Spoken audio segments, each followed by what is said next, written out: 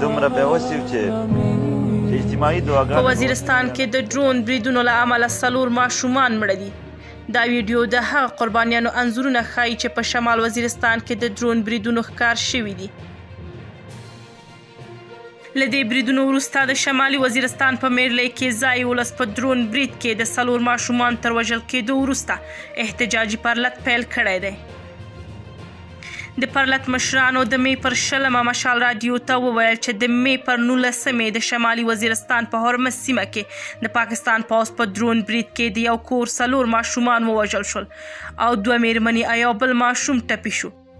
پرلطوالو د مې له 19 راهیسې د وژل شویو ماشومانو جسدونه په هرمز سیمه کې د احتجاج په ډول ایښي دي او وایي چې تر هغو به یې خاورې ته نه سپاري تر څو حکومت او پوځ پوخ ډاډ نه وي ورکړی چې د عملیاتو پر مهال د ولسي خلکو خوندیتوب ته پام کوي.